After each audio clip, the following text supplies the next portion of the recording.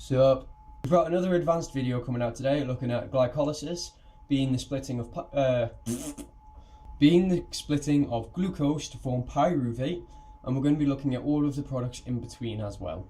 For the conversion of each product into the next, there are enzymes as well, but I'm going to be doing those at the end. So I'll go through all of the products first, where the side products are formed, being the NADH and ATP, and then I'll be going through all of the enzymes at the end, because not everyone wants to learn them, but also because it's a lot easier to learn if you learn all the products, get them memorized, and then come back and relearn all the enzymes once you can do the product side of it first. Definitely a good one to know for anyone doing, a degree like mine, being nutrition, or anyone doing biochemistry, or, quite, more advanced topics.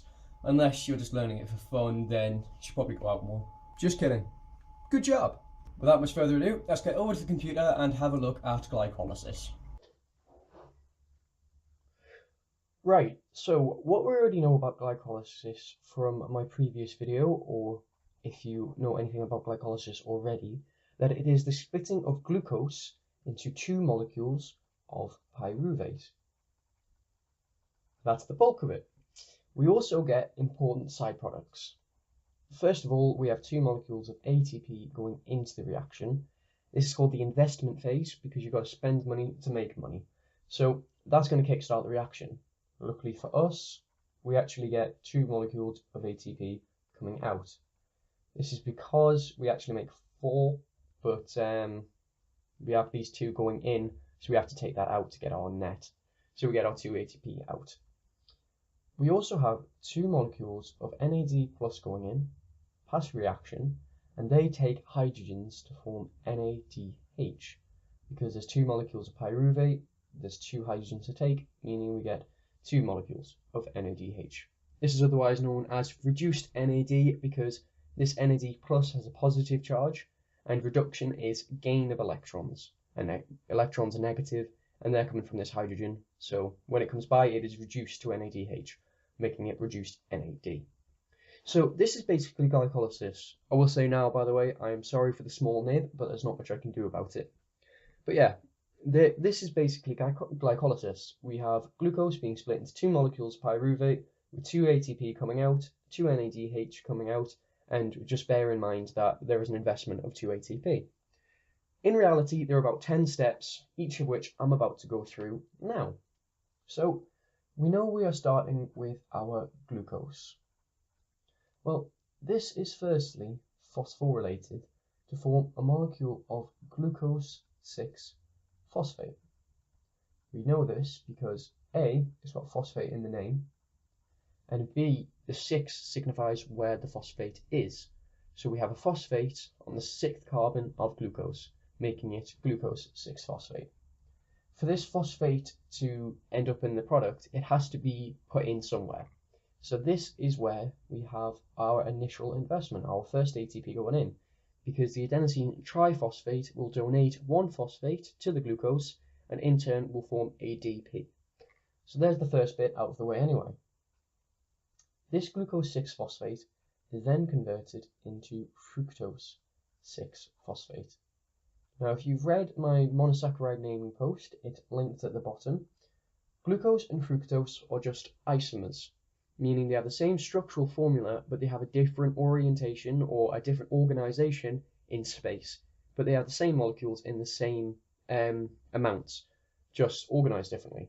So this is an isomerization reaction, meaning that our 6-phosphate is not gained or lost, it's just the fructose bit has changed.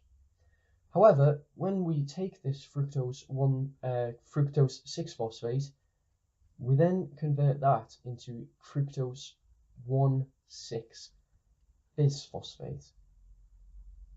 This is because it has now gained another phosphate group, bis or bi-phosphate, so we know there's two, and 1,6 meaning there is a phosphate on carbon 1 and carbon 6 of the fructose. For this other one to turn up, we know it has to have gone in again, and there is our second ATP from our investment. So there's that dealt with. This fructose 1,6-bisphosphate is then split into two different molecules.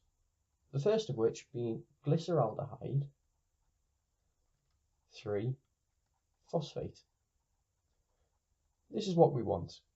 Problem is, fructose 1,6-bisphosphate is not symmetrical, so we don't get two molecules of that straight away. But what we do get is a molecule of dihydroxyacetone phosphate. What is worth noting, both of these have one phosphate, glyceraldehyde 3-phosphate and dihydroxyacetone phosphate, because there's two in this bisphosphate, so they get one each. This isn't what we're after this, so we will then convert this dihydroxyacetone phosphate into another molecule of glyceraldehyde 3-phosphate by an isomerization reaction. Because they are isomers, they come from the same thing, it's just not completely symmetrical. So we're going to isomerize that. To get that, we now have two molecules of the same thing. From this point on, we are going to have two molecules of everything produced. First of which being our side product, because this is where our NADH is made. We have taken two hydrogens from this glyceraldehyde 3-phosphate, here and here, to form two molecules of 1,3-biphosphoglyscerate. Remembering that there are two molecules of this.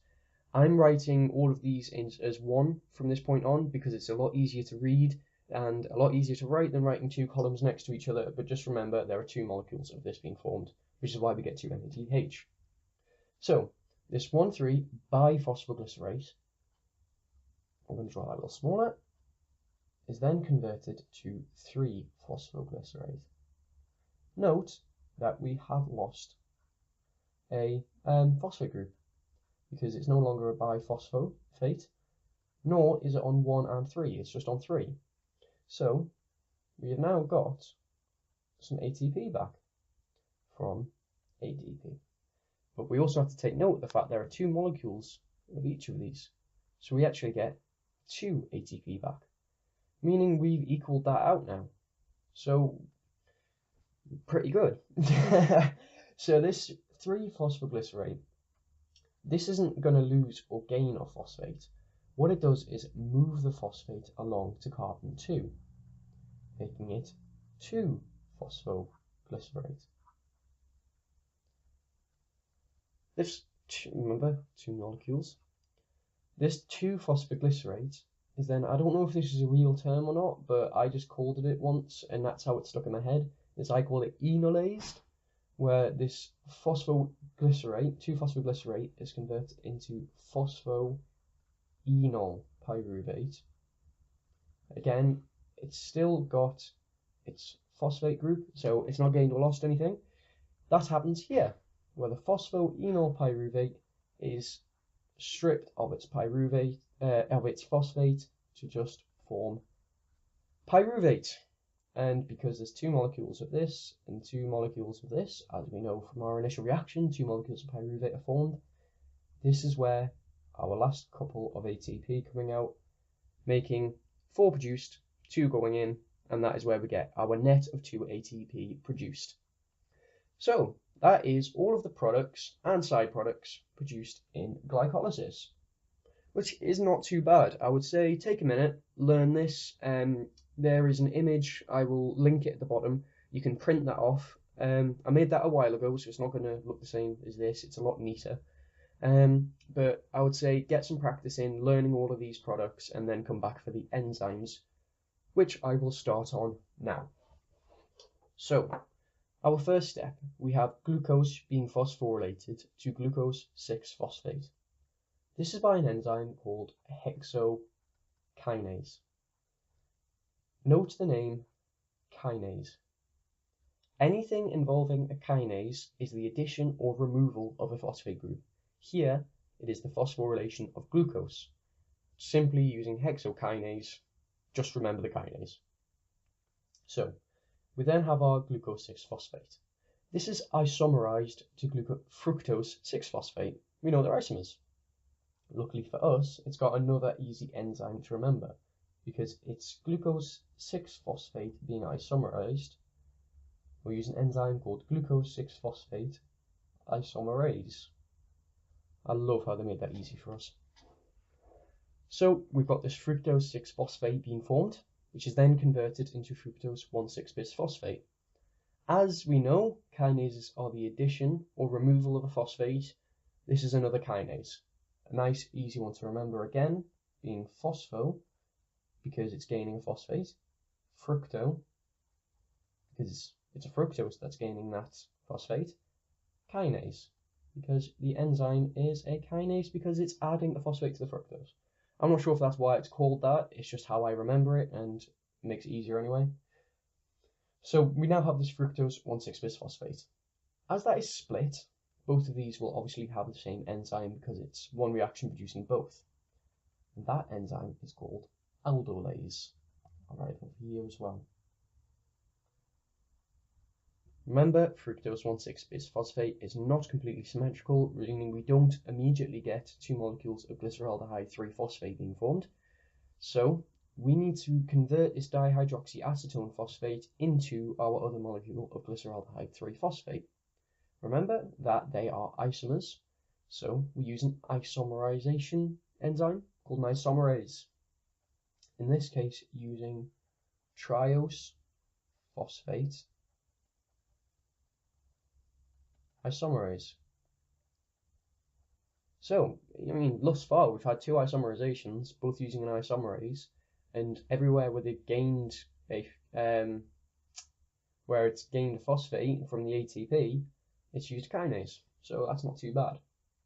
We now have two molecules of our glyceraldehyde 3-phosphate anyway, and they're going to be converted to our 1,3-biphosphoglycerate, as well as reducing NADH.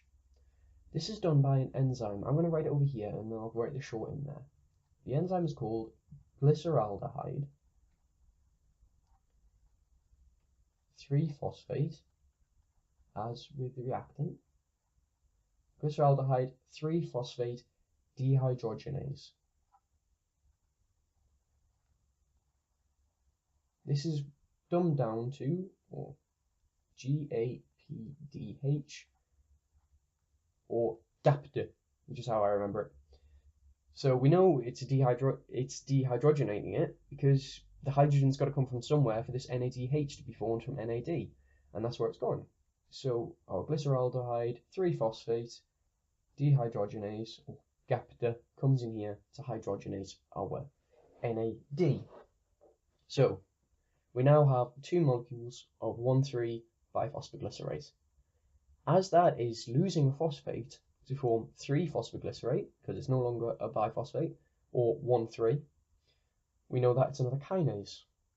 Because it's a phosphoglycerate, it's another nice and easily named phosphoglycerate kinase. Simples. This 3-phosphoglycerate formed is then converted into 2-phosphoglycerate simply by moving along the phosphate from carbon 3 to carbon 2. That is done by an enzyme called glycerate mustase. So, kinase is removing one of the phosphates, and then the mustase is moving it along one. Now, I said before that I just call the reaction of 2-phosphoglycerate to phosphoenol pyruvate enolizing. I don't know if that's even a real term, but that's just because it uses a very, very, very simple enzyme called enolase, because it forms phosphoenol pyruvate. It's from enolase. This phosphoenol pyruvate is then spliced of its phosphate. There are two of them to get our 2 ATP. So because it's losing a phosphate, we know that it's a kinase, and because pyruvate is formed, nicely named pyruvate kinase. And that's our last step. So quickly run through it. Glucose gains phosphate, hexokinase. Glucose 6-phosphate is isomerized to fructose 6-phosphate. Glucose 6-phosphate isomerase does that. Isomerase. I said it wrong. This fructose 6-phosphate then gains another phosphate, a carbon 1, by phosphofructokinase. This fructose 1,6-bisphosphate is then split by an enzyme called aldolase to form one molecule of glyceraldehyde 3-phosphate and one molecule of dihydroxyacetone phosphate. Because we want glyceraldehyde 3-phosphate, we will then isomerize this dihydroxyacetone phosphate using triose phosphate isomerase to get another molecule of glyceraldehyde 3-phosphate. We then dehydrogenate it by the enzyme glyceraldehyde 3-phosphate dehydrogenase, or GAPDA, where we will also get two molecules of NADH being formed because they're taking the hydrogens. That forms two molecules of 1,3-biphosphoglycerate because we have two molecules of glyceraldehyde 3-phosphate, which will then be spliced of one of its phosphate groups to form 3-phosphoglycerate by the enzyme phosphoglycerate kinase because kinases add or remove phosphate groups. This 3-phosphoglycerate will then have the phosphate group move along to 2. So we have 2-phosphoglycerate. This is done by an enzyme called phosphoglycerate mustase. Trust me, it's hard to say it when you've said it all 3 times. This 2-phosphoglycerate will then form into phosphoenol pyruvate by the enzyme enolase, tricks in the name. And then this phosphoenol pyruvate will then be split into pyruvate by the removal of phosphate by the enzyme pyruvate kinase, which is where we get our total our total ATP byproducts being formed. So we have produced all of our side products. We've got our 2 ATP net, our 2 NADH being produced, and our 2 molecules of pyruvate. I hope you found this useful. I am sorry for stuttering and I'm sorry for the small nib, but that's just the nature when you're doing this in your desk at uni. I hope you found it useful. Give a thumbs up, give a subscribe if you want to learn more videos like this, or like the way I'm teaching it, or anything related, or yeah. But, you know, always helps out. Good luck with your studies.